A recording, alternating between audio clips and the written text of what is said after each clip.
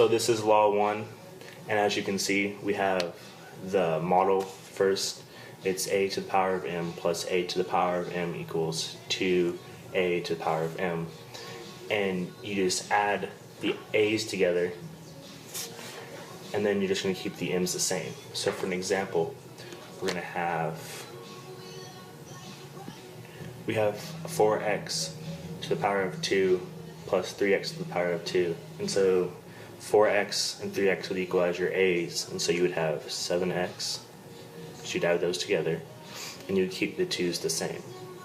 And so your answer would be 7x squared. This is law number 2, and it is am times, it's a multiplication sign, sorry, it's not filled in, let me fill that in, times an equals am plus an. So you add the exponents. An example would be,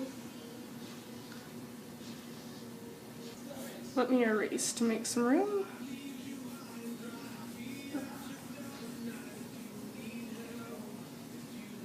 Okay, my example would be 7x squared plus times 3x squared. And this would equal 21x to the power of 4. You FOIL the 3 and the 7, and then you multiply the x's, and then you add the 2's to make the 4. So this is law 3, and our model is a to the power of m in parentheses to the power of n. And so it would equal a to the power of m times n. And our example is 2x squared y to the power of 4 in parentheses to the power of 3. And so first, of course, you would cube the 2, which would equal 8.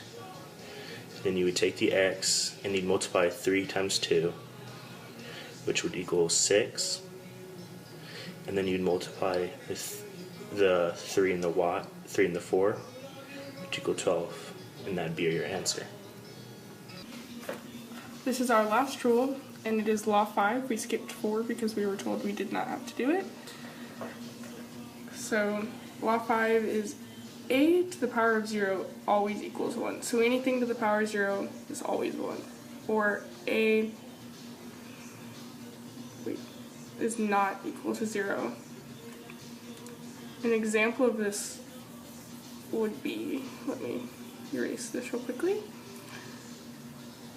An example of this would be parenthesis 2r to the cube s to the 5th power to the 0. It looks a lot harder than it is, but it's just equal to 1, because anything to the power of 0 is always going to be 1. So that is your answer.